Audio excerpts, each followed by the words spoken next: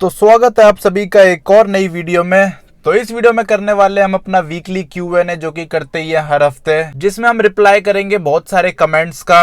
तो देखते हैं इस हफ्ते कौन कौन से बढ़िया बढ़िया कमेंट्स आ रखे हैं जिनका रिप्लाई करना है। और अभी टाइम सुबह के 8:30 बज रहे हैं, तो अपनी नैनो में आ गया सुबह सुबह Q&A करने के लिए, क्योंकि यही सबसे ज्यादा बढ़िया जगह है। यहाँ पे ना शोर आता है बाहर का, आराम से मस्त बैठ के वीडियो बनाओ जैसे मर्जी, जितना मर्जी तेज बोलना है उतना तेज बोलो। घर में ऐसे वीडियो नहीं बन सकती यार, घर में तेज बोलो ना तो अजीब सा लगता है।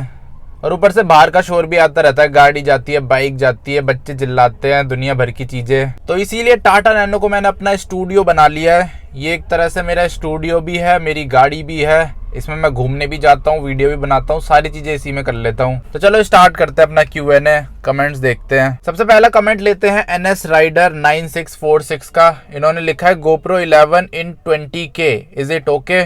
तो उनको 20,000 रुपए में GoPro 11 मिल रहा है, तो पूछ रहे हैं सही है या नहीं है। तो सही है यार, GoPro 11 20,000 में तो बढ़िया डील है। जब मैं ले रहा था ना उस टाइम तो कितने का मिल रहा था, हीरो 7 भी लोग 17-18 हजार रुपए का बेच रहे थे उस टाइम, जब मैंने GoPro हीरो 8 लिया था। आज से लगभग 2 साल पहले लिया होगा। तो 2 साल में देखो दुनिया कितनी ज्यादा बदल चुकी है। अब 20,000 में हीरो 11 मिल रहा है। वैसे नई की बात करें तो मेरे ख्याल से 35,000 रुपए के आसपास का आता है नया GoPro हीरो 11, तो इसलिए ठीक है। बस देख लेना ज्यादा पुराना ना हो और वारंटी के अंदर हो तो और भी ज्यादा बढ़िया चीज है। वैसे तो वारंटी के अंदर ही होगा। GoPro की वारंटी वैसे बहुत बढ़िया चीज है। दूसरा GoPro भेज देते हैं, वो आपके लिए एकदम ब्रांड न्यू, रिपेयर नहीं करते, नया भेज देते हैं। क्योंकि मेरा भी GoPro हीरो 8 खराब हो गया था, तो उसके जगह उन्होंने मेरे को हीरो 9 ब्लैक भेज दिया था। क्योंकि हीरो 8 डिसकंटिन्यू हो गया था ना उस टाइम, तो उनके पास अवेलेबल नहीं था, इसलिए मेरे को 9 भेज दिया था।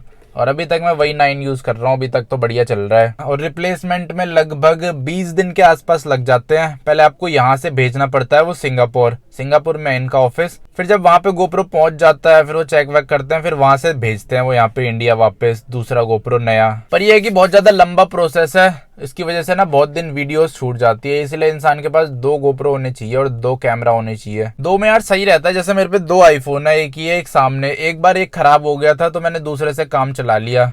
लेकिन इससे पहले जब मेरे पे एक ही आईफोन था ना और वो खराब हो जाता था, तो मेरे को ऐसे ही बैठना पड़ता था 2-3 दिन तक, जब तक ठीक होके नहीं आता था। पर अब सही है, 2 है, एक खराब भी हो जाता है तो अपना काम चल जाता है, वीडियोस वगैरह का काम रुकता नहीं है। मेन चीज ये है कि काम रुकना नहीं चाहिए, काम चलते रहना चाहिए। इसीलिए अब मैं सोच रहा हूँ एक सेकेंड हैंड GoPro और ले लेते हैं, हीरो 7, 8, 9 जो भी मिल जाए, ताकि अगर मेरा एक GoPro खराब भी हो जाता है, मान लो रोड ट्रिप में खराब हो जाता है, तो मैं दूसरा यूज कर सकूं। वैसे अभी के टाइम पे ना 7, 8 लेने का फायदा नहीं है, लो तो 9 लो या फिर उससे ऊपर लो। क्योंकि 7, 8 में बहुत ज्यादा दिक्कतें आ रही है आजकल, सबसे ज्यादा 8 में आ रही है, हीरो 8 पे। हीरो 8 मैंने जिसके पास भी देखा है सबके पास दिक्कतें आती रहती है उसमें। तो अब बढ़ते हैं अपने अगले कमेंट की तरफ। अगला कमेंट लेते हैं ए सरकार जी का। इन्होंने लिखा है 5th owner Tata nano with 4 year validity in 55K is a loss, 25,000 is max. तो इन्होंने मेरी वाली वीडियो पे कमेंट कर रखा है जो मैंने बनाई थी कि मैंने कितने की खरीदी अपनी टाटा नैनो। तो वो बोल रहे हैं ज्यादा महंगी खरीद ली, 25,000 में खरीदनी चाहिए थी। पर वही यार, अब खरीद ली, अब क्या कर सकता हूँ। अब तो बहुत टाइम हो गया इसको मेरे पास, वापस तो दे नहीं सकता। और ना मेरे को कारों के बारे में इतनी नॉलेज थी, अब आ गई है बहुत सारी, पर उस टाइम नहीं थी। पर मेरे हिसाब से तो ठीक मिल गई मेरे को, क्योंकि आजकल के टाइम पे नैनो ढूंढना बहुत ही ज्यादा मुश्किल काम हो रखा है ही नहीं। नैनो बहुत ही कम अवेलेबल है OLX पे, अगर आप ढूंढोगे ना कोई डीलर रखता है इसे, तो इसलिए ज्यादा ऑप्शंस नहीं है इंसान के पास, थोड़े बहुत ही ऑप्शंस है, उन्हीं में से खरीदनी पड़ती है। और इंतजार करना पड़ता है बहुत ज्यादा। जब मैंने ये खरीद ली थी ना, उसके लगा लो 1 महीने बाद OLX पे बहुत ही ज्यादा मस्त नैनो आई थी।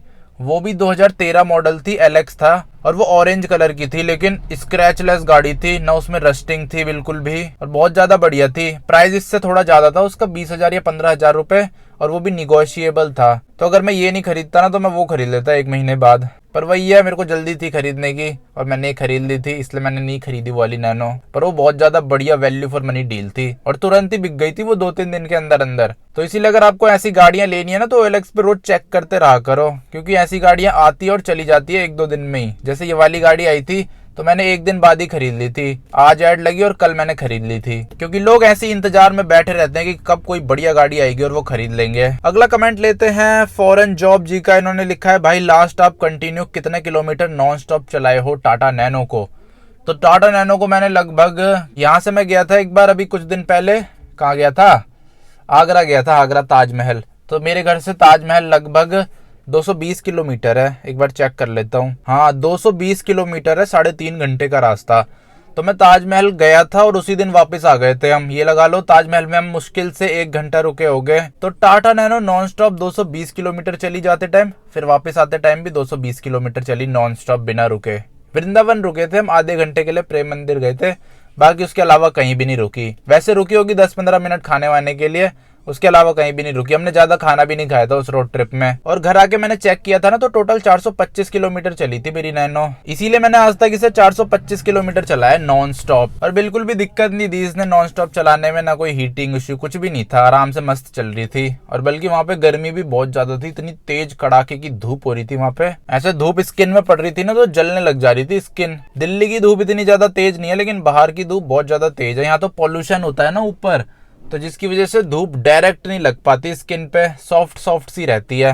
लेकिन बाहर की धूप तो बहुत तेज होती है, एकदम जला देती है स्किन को। और अभी ना मैं टाटा नैनो के लिए ये लेके आया हूँ, ये देख लो, ये देख रहे हो, ये गेट पे लगाने के लिए होते हैं। जैसे गेट खोलते हैं ना, बगल में कोई गाड़ी खड़ी होती है उस पे नहीं लगती, या दीवार होती है तो उस पे गेट लगता नहीं है, प्रोटेक्शन के लिए होते हैं एक तरह से। रबड़ से पड़े हुए थे घर में, मैं खरीद के नहीं लाया।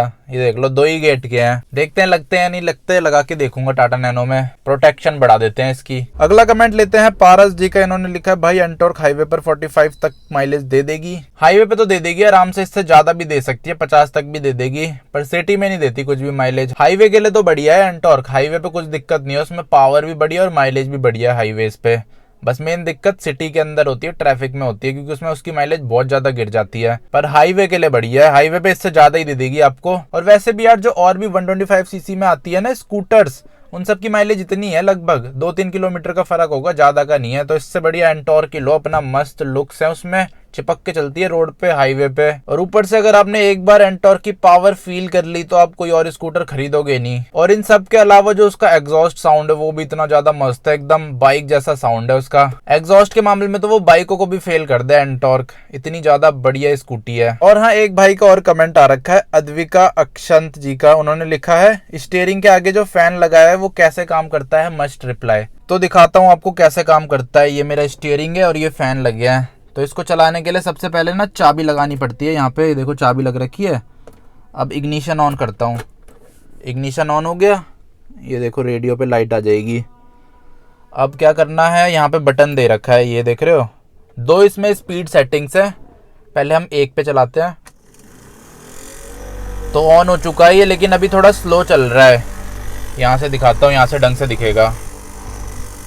और एक और बार इसे घुमाऊंगा, अब और ज़्यादा स्पीड में चल रहा है, ये देखो। तो बहुत तगड़ी हवा दे देता है ये। अगर नॉर्मल मौसम में मैं एसी को छोड़ के इसे चला दूं ना तो बहुत ठंडी ठंडी हवा दे देता है।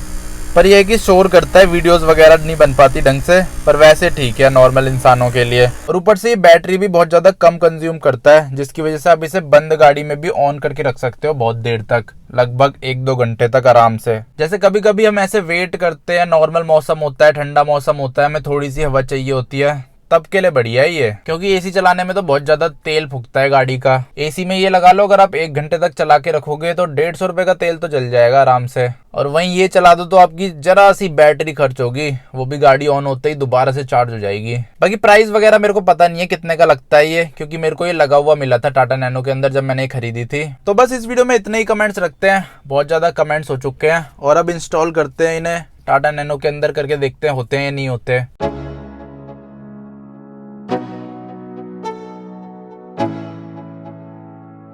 Let's go.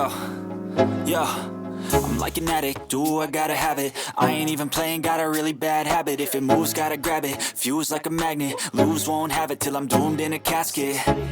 I ain't playing, got a weird mind. If you work 8 hours, I'ma work 9. तो बस अब इस वीडियो को यहीं पे एंड कर देते हैं। अब मिलता हूँ आपसे कल अगली वीडियो में। जय Hind. If the shoot tastes sour, you should taste mine. I'ma stay in power for a long time. Get up, night.